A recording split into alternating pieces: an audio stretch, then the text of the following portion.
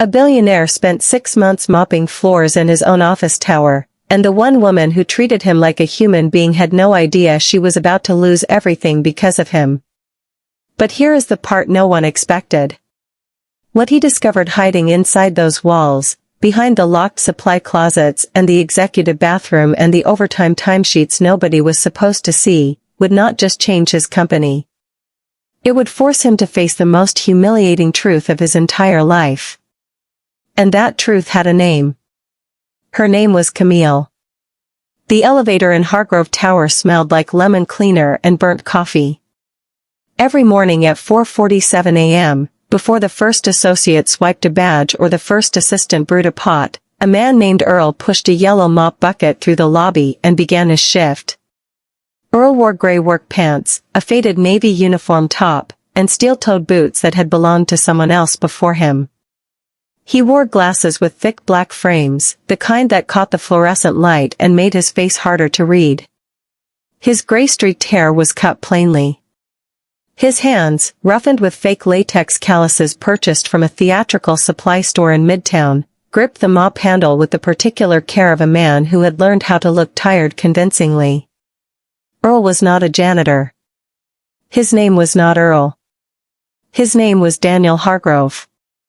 He was 51 years old, the founder and majority shareholder of Hargrove Capital Group, a commercial real estate and asset management company with offices in 14 cities and a combined portfolio valued at somewhere north of $4 billion. The tower bearing his last name stretched 42 floors above downtown Charlotte, North Carolina. He had broken ground on it 11 years ago. He had stood on the roof during the topping out ceremony and felt something close to joy. Now he mopped its floors, and no one looked at him twice. What Daniel had not told anyone, not his CFO, not his personal attorney, not even his sister, was the reason he had decided to do this. Not the public reason. The real one. 3 weeks before he first put on the uniform, someone had left something on his desk. He would not find out who left it until much later. And when he did, it would undo him completely. It had arrived between a market analysis and a catering receipt for a board lunch. A plain white envelope, unsealed, with nothing written on the outside. Inside was a single folded sheet of copy paper. On it, in ordinary blue pen, someone had written 2 sentences. The people who keep this building alive are invisible to you. You built walls that were never meant to hold anyone in, but they do. Daniel had read it 3 times standing at his desk with his jacket still on. Then he set it down, walked to the window, and looked out at Charlotte spreading in every direction below him, the streets, the traffic, the tiny human figures moving between buildings he often owned or had once looked at and decided were not worth owning. He had spent his entire career making buildings matter. The letter was asking whether the people inside them did. He could have dismissed it. He received strange correspondence sometimes, disgruntled tenants, conspiracy theorists, people who believed commercial real estate was theft dressed up in architectural glass. But this letter was different. It was calm. It had no demands. It was not trying to threaten or shame him. It was simply telling him something he suspected might be true. So Daniel Hargrove did what he had done before every major decision in his professional life. He went to look for himself. He recruited 1 retired HR director and 1 theatrical makeup consultant. He studied the schedules, the service routes, the shift patterns of custodial staff. He rehearsed how to empty a vacuum bag without losing suction. He practiced walking with slightly less purpose, which turned out to be harder than it sounds when you have spent 30 years training yourself to walk into rooms like they already belong to you. He was prepared for discomfort. He was prepared for physical exhaustion. He was not prepared for Camille Okafor. And he was absolutely not prepared for what she was being asked to carry. Camille was 38 years old and had worked the early shift in Hargrove Tower for 4 years. She was the lead on custodial Team B, which meant she oversaw the lobby, the first 6 floors of office suites, the executive corridor on floor 31, and a stretch of conference rooms that were rented to rotating corporate tenants. She was excellent at her job in the way that people are excellent at things when excellence is the only protection they have. On Daniel's third morning as Earl, he knocked over a cleaning cart in the hallway outside Suite 114. A full bottle of glass cleaner hit the floor and sprayed across 6 feet of marble. He stood there in the humiliating aftermath, too startled to move efficiently, and Camille appeared from around the corner with a mop in hand. She did not sigh. She did not make the sound people make when they are about to tell you about your mistake without technically saying the words. She simply crouched beside the cart, righted the fallen bottles, and handed him the mop with a quiet, "Happens to everyone. Start from the far edge so it doesn't smear." Then she went back to her own section. That was it. That was the whole interaction. Daniel thought about it for the next 4 hours. Over the following weeks, Daniel observed what Camille's mornings actually contained. What he found was so specific, so routine, and so deliberately hidden from every layer of management above her that by the time he understood the full picture, Daniel felt something he had not felt since the early days of the company, when a deal had gone wrong and taken 3 people's jobs with it. He felt responsible. And he had not yet learned the worst of it. Camille arrived at 4:30 a.m., 30 minutes before her contracted shift began.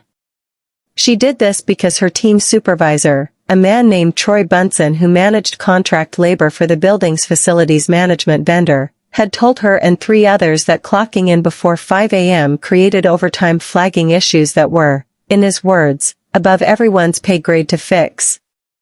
If they wanted full-time status, they needed to show full commitment. Full commitment apparently meant 30 free minutes per shift. Daniel did the math one morning, leaning on his mop handle in an empty break room.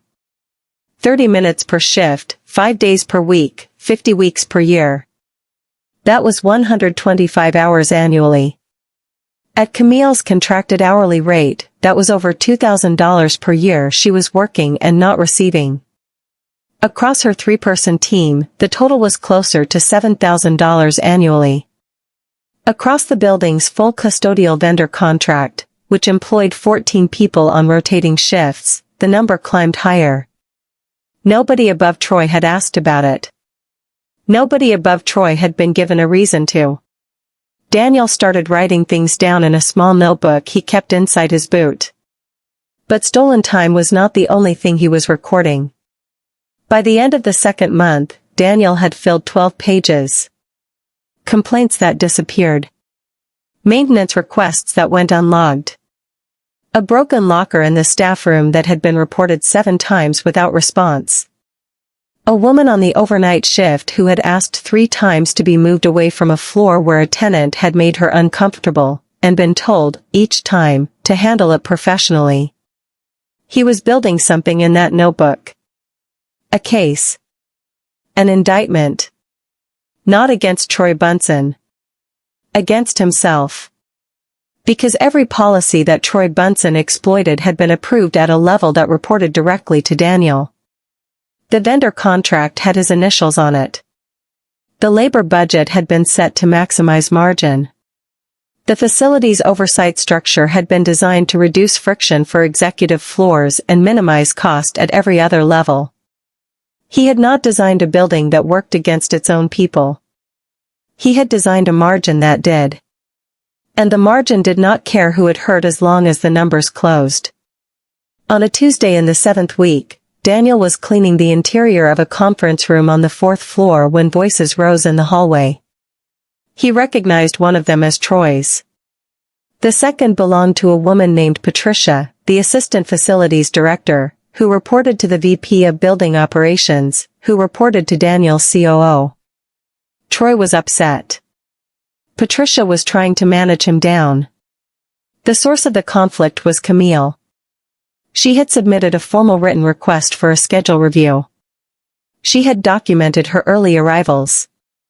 She had calculated the unpaid time herself, typed it neatly, and submitted it through the vendor's internal HR portal with a copy forwarded to building management. Troy called it a liability threat.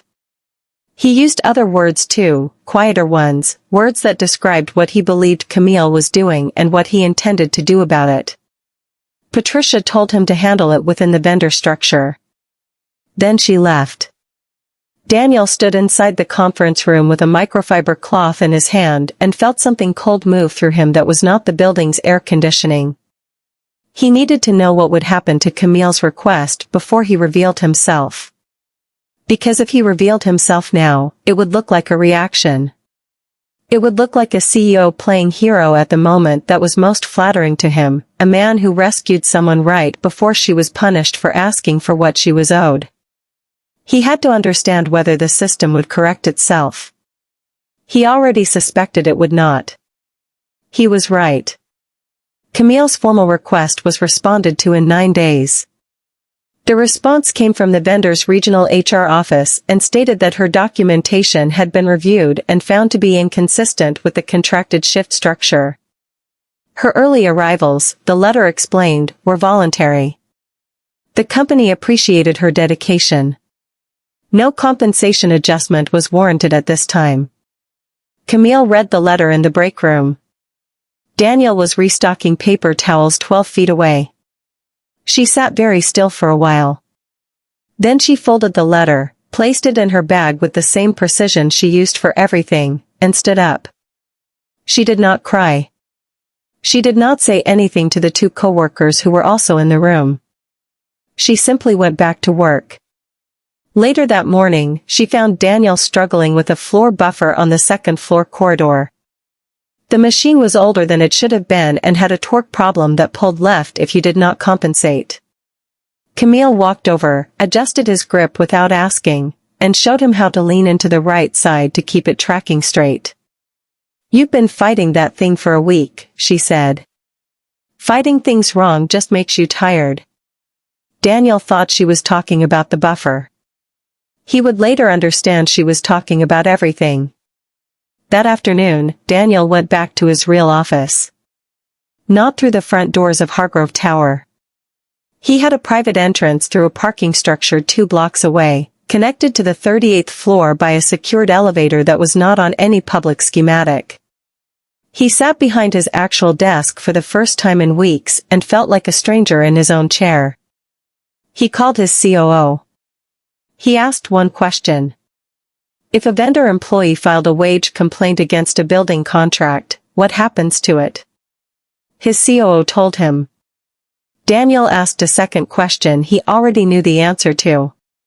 And if the vendor wanted that employee gone before any escalation? The silence on the other end of the phone was its own kind of answer.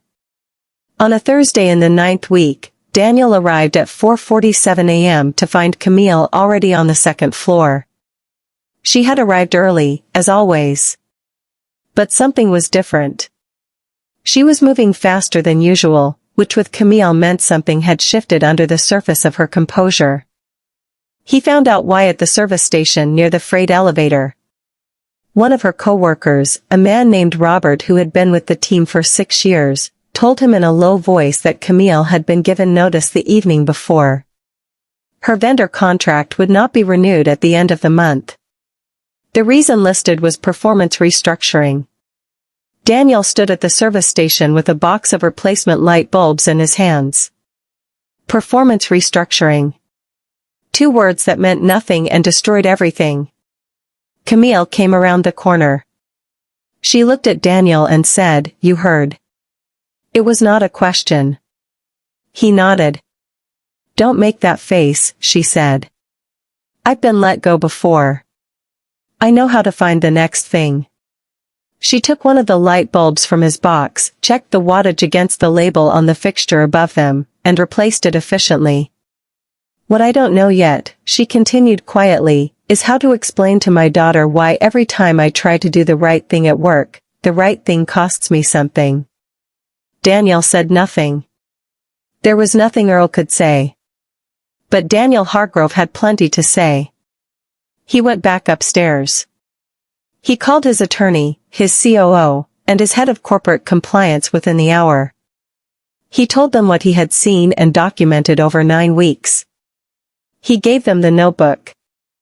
He gave them the dates, the names, the times, the letter Camille had submitted, and the response she had received. He told them he wanted it fixed before Monday. What he had not told anyone yet was the part that was hardest to say out loud. The part about the letter on his desk. The part about who had written it. He found out on Friday afternoon. And it changed the shape of everything. The letter had been traced by his security team through building access logs, elevator records, and a single detail Daniel had not noticed at the time. The paper it was written on was sourced from the supply closet on floor 31. The executive floor. The floor that Camille's team serviced every Tuesday and Thursday. Camille had written it. She had walked it up herself, during a cleaning rotation when the executive assistant had stepped away, and placed it between two documents on the desk of a man she had never met and could not have known would be moved enough to spend 9 weeks pretending to be a janitor. She had taken the risk not because she expected anything. She had taken it because someone needed to, and she had decided that someone was her. Daniel sat with this for a long time. Then he called his assistant and asked her to arrange something unusual. On the following Monday, Camille arrived at 4:30 a.m. as always. The lobby was lit the way it was every morning, that particular institutional brightness that made everything look both clean and a little sad. She badged in, collected her cart, and started toward the elevator. The elevator opened before she pressed the button. Inside stood Daniel Hargrove in a charcoal suit, no glasses, no uniform, no mop. Camille looked at him. Then she looked again. Her face moved through recognition slowly, the way faces do when the brain is being asked to accept something it did not prepare for. "You're him," she said. "Yes." She stepped back slightly. Not in fear. In the particular stillness of someone recalculating everything at once. "How long?" 9 weeks. She closed her eyes for exactly 2 seconds. When she opened them, they were very clear. "Then you saw everything?" "Yes." "And you're here to tell me my complaint has been reviewed?" "I'm here because I owe you a conversation I should have been available for 4 years ago." Camille looked at him with the expression of a woman who had heard very good sentences before and learned to wait to see whether they were followed by good actions. "Talk, then," she said. "I have a lobby to clean." They stood in the center of the lobby, Camille with her cart, Daniel without the props that had made him invisible for 9 weeks, and he told her the truth. He told her about the letter. He told her he knew she had written it. He told her what he had documented. He told her that Troy Bunson's vendor contract was being terminated, that the termination notice Camille had received was being voided, and that an independent audit of all labor practices across the Hargrove building portfolio had been commissioned the previous Friday. He told her that the vendor's regional HR response to her wage complaint was being reviewed by an outside employment law firm, and that she and her teammates would be receiving retroactive compensation for unpaid hours, going back as far as records allowed. Camille listened without interrupting. When he finished, she said one thing. "What about the woman on the overnight shift? The one who kept asking to be moved?" Daniel had her name in the notebook. "She's being contacted today. New assignment, same pay, new floor." Camille nodded slowly. "And you? Are you going to feel better now?" The question was not cruel. It was exact. Daniel considered it honestly. "I'm going to try to be useful," he said. "Which is different." For the first time, something shifted in Camille's face. Not warmth exactly. More like the careful beginning of a willingness to see. He had promised her actions by Monday. Every one of them was delivered. Troy Bunson's contract was terminated by 9 a.m. The voided termination notice was confirmed in writing before noon. Camille's team received formal notification of the retroactive pay audit before end of day. He had not made himself feel better. He had made it harder to feel anything simple at all. which, he was beginning to understand, was what real accountability felt like. His COO had told him that a vendor employee complaint, once submitted through the vendor's internal system, almost never reached building ownership. The vendor managed it. The vendor resolved it. The building remained clean. That answer had told Daniel exactly what Camille had been up against and exactly what his margin-first contract structure had made possible. He began rewriting the vendor accountability clauses himself, at his desk, at midnight, because he did not want to delegate the part he was most responsible for. The system had not corrected itself. He had been right about that. The response to Camille's request had arrived in 9 days and dismissed everything she had documented. If Daniel had revealed himself before that letter came, he would have interrupted the machinery before he understood how it ran. Instead, he had watched it complete one full cycle of harm, and now he had something no executive report could manufacture. He had witnessed it. And witnesses, he had learned, were much harder to argue with than auditors. The notebook had 12 pages of documentation. When the outside law firm received it, they told Daniel they had rarely seen private research this detailed from a building owner. He told them it was not research. It was just paying attention. They asked if he intended to publish the findings. Daniel said he intended to fix the practices, which was less interesting to read about and more useful to the people who had been harmed. The firm respected that. He filed the notebook in a drawer in his actual office and kept it there as a permanent reminder of what invisibility allowed. He had felt responsible. And then, as the audit widened, he had felt more than responsible. Across Hargrove Tower alone, 14 employees in the custodial and facilities vendor contracts had been working unpaid time. Across the full building portfolio in 6 cities, the number was significantly larger. The margin he had approved had not been neutral. It had been extractive. Recognizing that did not punish him with guilt alone. It assigned him something more demanding than guilt. It assigned him obligation, specific, expensive, non-negotiable obligation, and he began meeting at one location at a time. He had not been prepared for Camille Okafor. He had gone in expecting to observe systems. What he found instead was a person who had already diagnosed every flaw he would spend months documenting, had written him a clear, calm, 2-sentence letter about it, and had then continued showing up at 4:30 a.m. because the floors still needed to be clean and someone had to do it. Her competence had not protected her. Her courage had cost her. He had built the environment in which both of those things were true. That was not a system problem with a vendor's name on it. That was his. The letter on his desk.